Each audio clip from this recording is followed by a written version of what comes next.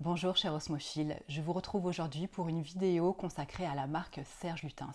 Alors c'est une marque vers laquelle j'ai eu envie de me diriger dès que j'ai souhaité m'intéresser aux parfums autres que ceux des marques de designers. C'est une marque que l'on trouve apparemment dans des grandes enseignes de parfumerie. C'est pas mon cas dans les parfumeries de ma ville. Pour avoir accès à la marque Serge Lutens, il faut que je me déplace un peu plus loin ou que je me débrouille avec des échantillons, ce qui n'est pas forcément facile avec cette marque. Pour cette vidéo, je me suis intéressée à 3 créations: Féminité du bois, Ambre Sultan et Nuit de cellophane.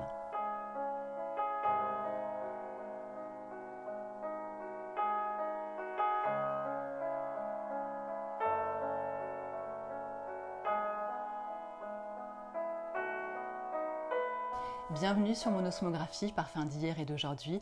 Alors sur cette chaîne, je vous propose de nous intéresser à des parfums du passé, à des parfums actuels et également à venir avec moi dans mon exploration de la parfumerie de niche.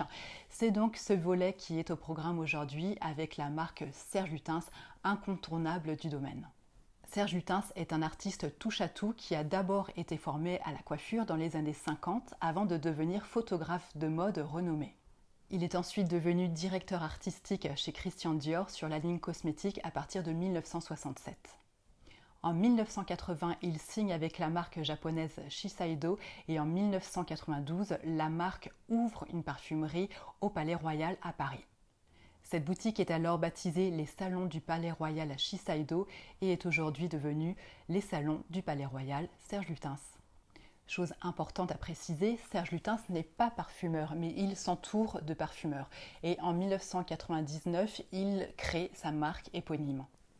Marque qu'il commercialise donc dans les salons du Palais Royal, un endroit magnifique dans un style très directoire, très feutré, presque gothique, voilà, à l'esthétique très sombre.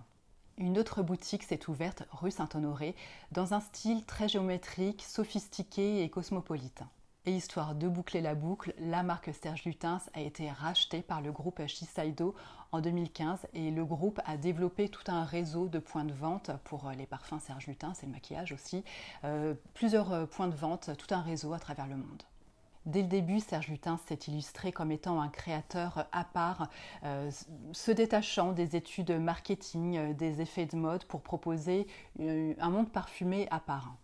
Il propose une ligne de parfums très minimaliste, droit, angulaire, teinté de sobriété.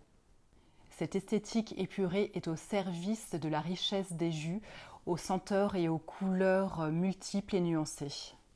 Avec les parfums Serge Lutens, on est évidemment sur des parfums mixtes, androgynes, et moi je les ressens comme des parfums de peau. Les créations à l'honneur aujourd'hui font partie de la collection noire de Serge Lutens, mais il y a d'autres collections proposées par la marque.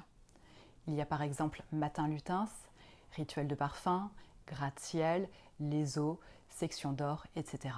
C'est parti, on va mettre notre nez sur ces trois-là.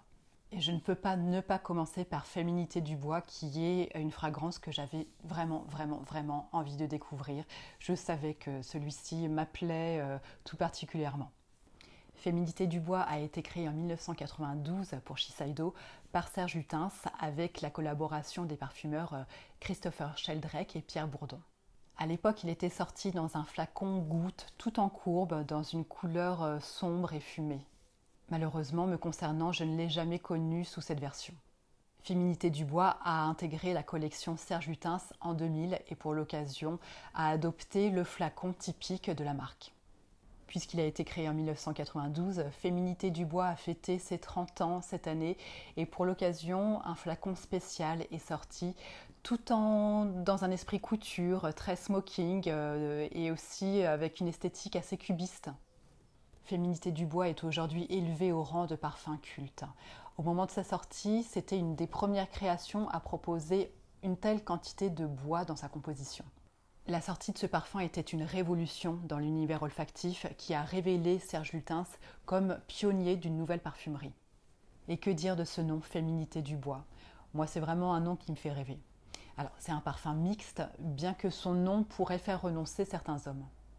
Comme je vous le disais, c'est un parfum qui est très richement boisé puisqu'il est composé à 60% de bois, dont 30% de cèdre. Le bois, c'est vraiment la colonne vertébrale de ce parfum, ce qui vient lui apporter sa profondeur. Alors, cet aspect infiniment boisé est accompagné d'un accord floral et fruité, épicé aussi. Au niveau des fleurs, on a de la violette, de la rose, de la fleur d'oranger. Et au niveau des fruits, on a de la pêche, de la prune et de l'orange. Et il y a aussi de très belles épices avec de la cannelle, de la cardamome et des clous de girofle.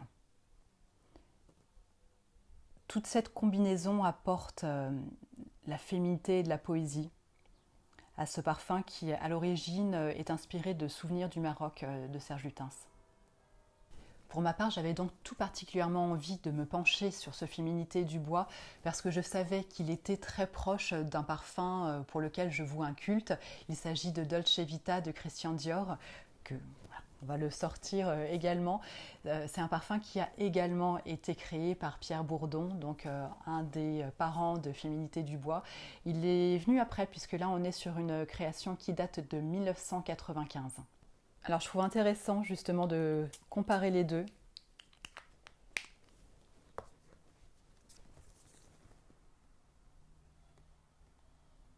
Avec Dolce Vita, on a aussi les accords boisés, les fruits. On a, au niveau des fleurs, on n'a pas cette note de violette. Féminité du bois est à mon sens plus sombre. Là, on est dans une forêt plus profonde. On s'est enfoncé davantage dans la richesse boisée. Et avec Dolce Vita, on est sur des accords beaucoup plus lumineux, beaucoup plus gais, souriants. C'est la version ensoleillée en fait de Féminité du bois. Effectivement, les deux se ressemblent. On va dire, c'est pas des jumeaux non plus. En tout cas, si c'est des jumeaux dizygotes. Ils sont tout de même suffisamment différents pour que je garde Dolce Vita dans ma collection. Il sera toujours dans ma collection celui-ci. En parfum pour des moments très joyeux, très lumineux, très souriants. Et Féminité du bois, il apporte autre chose encore. Il apporte une autre inspiration, une autre ambiance, quelque chose peut-être plus automnal, plus hivernal, plus sombre. Autre création incontournable, on est sur Ambre Sultan. Oui, on est sur des mythiques de la marque Serge Lutens. Celui-ci a été créé en 1993 par Christopher Sheldrake. Celui-ci, en effet, fait partie des grands succès de la maison et il a tout pour me plaire. J'ai un attrait naturel pour les parfums ambrés. Pour Ambre Sultan, Serge Lutens était parti d'une cire odoriférante trouvée dans un souk à Marrakech et puis finalement laissée dans une boîte en bois pendant des années. Et c'est cette odeur de mélange de l'ambre et du bois qu'il a souhaité restituer dans ce parfum. C'est donc une ode aux senteurs orientales qualifiées de chaudes, de rondes, de sensuelles et d'addictives. Et Ambre Sultan a ce côté prenant et chaleureux qu'ont justement les beaux ambrés. Ah oui, alors, on est sur une ouverture très aromatique, avec du laurier, de l'origan. Ça lui donne une odeur puissante, comme si on avait froissé les feuilles entre nos mains. Ça lui donne aussi une amertume verte, côté très herbacé en ouverture. C'est des notes aromatiques presque culinaires. Et après, on a une plongée dans les épices qui viennent pimenter l'encens, puis une belle sensation baumée. C'est un parfum très réconfortant, comme le sont à mon nez tous ces parfums ambrés qui tirent un peu vers le côté masculin. Et cet ensemble vert et herbacé rééquilibre les facettes chaudes et enveloppantes. On a des facettes résineuses mais pas collantes, justement grâce à ces notes aromatiques qui apportent la légèreté des feuillages. On a de l'angélique aussi qui apporte une note verte. Et puis un fond avec du bois de Santal, du patchouli, du benjoin. C'est un parfum qui est généreux sans être trop présent. C'est un ambré aussi qui ne joue pas sur la mise en lumière de la vanille comme le font souvent les parfums ambrés. Alors, est-ce que c'est parce que moi j'ai un attrait tout particulier pour les parfums ambrés que celui-ci je le trouve facile, même évident, alors qu'il ne l'est certainement pas dans sa composition? Alors, puisqu'on parle de parfum ambré, il y a d'autres références que j'ai très envie de découvrir.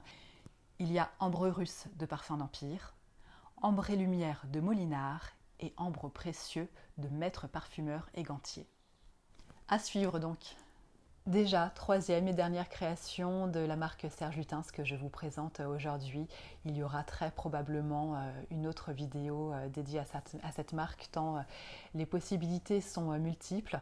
Là, il s'agit de Nuit de cellophane, une fragrance créée en 2009 par Christopher Sheldrake. Nuit de cellophane, j'étais curieuse de le découvrir parce que je m'étais laissé entendre que c'est un parfum qui sentait la laque Elnet, une odeur que je connais très bien parce que ma grand-mère se vaporisait assez généreusement tous les jours de cette laque. Et voilà, ça avait éveillé un petit peu ma curiosité. C'est un parfum qui a été imaginé pour être dans l'esprit haute couture parisienne. Et celui-ci, il est richement fleuri. Il sent le jasmin, il sent les fleurs blanches. Et il est teinté de notes fruitées avec l'osmanthus, qui a ces aspects un petit peu bricotés. En note de tête, on a des notes vertes et des notes fruitées, avec la myrrhe et la mandarine. En note de cœur, on a le jasmin, donc, l'œillet, le lys, l'osmanthus. Et en note de fond, on retrouve les muscs, une pointe d'amande amère, du bois et du miel aussi. Alors moi, je dois avouer qu'il a un effet sur moi, à mon nez, il m'apparaît légèrement âcre. Il est vert avec un sillage un peu musqué, mais ce jasmin me donne un effet un peu synthétique. Presque un côté fleur un peu criarde. C'est un parfum qui m'apparaît un peu crissant comme le plastique justement qui enveloppe les bouquets de fleurs. Ça me rappelle donc le nom du parfum en cadavre exquis, un peu ce nom qui fait référence à l'emballage, au film plastique. Et justement, moi, ça me renvoie à ce frisson transparent du plastique froissé, cette odeur un peu crissante. Alors, j'ai peut-être pas saisi la poésie du nom, mais c'est vrai que c'est pas forcément un nom qui me fait rêver. Ça me renvoie plutôt à l'image du jambon sous cellophane ou quelque chose comme ça. Et en plus, je trouve pas que ce soit un parfum forcément nocturne, comme son nom pourrait le laisser penser. Avec ses fleurs, ça fait plutôt un parfum solaire. Alors moi, l'interprétation que j'ai du nom de ce parfum, c'est que justement, c'est une fleur déshabillée dont on a ôté son emballage. Il y a d'autres créations Serge Lutens que j'ai très envie de tester. Il y a Chergui, il y a Iris Silver Mist, il y a Gris Clair, il y a La Fille de Berlin, il y a Fille en aiguille, encore un parfum au nom sibyllin. Mais si ce parfum répond à l'image que j'en ai, c'est-à-dire un parfum qui sent la pinède, qui sent les aiguilles de pin, qui sent la résine de pin chauffée au soleil, qui sent cette odeur qu'ont les chemins qui mènent à la plage.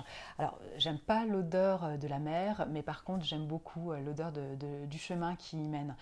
Si ce parfum réunit tout ça, je risque d'avoir un problème parce que c'est un parfum qui coûte au bas mot 290 €, le flacon de 100 ml.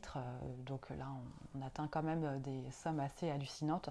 Surtout qu'il me semble qu'en fait, le changement de prix a été occasionné par le changement de collection. Et c'est surtout ça que j'ai un peu de mal à justifier, un tel changement de prix quand on passe d'une collection à une autre. Donc bon, j'essaierai de le sentir à l'occasion, mais peut-être à me limiter à un échantillon. D'autant qu'actuellement, il n'est même plus disponible sur le site internet Serge Lutens. Alors peut-être que vous aurez des informations, vous, à ce sujet. Est-ce qu'il va disparaître? Je ne sais pas. Voilà donc pour cette première exploration de la marque Serge Lutens.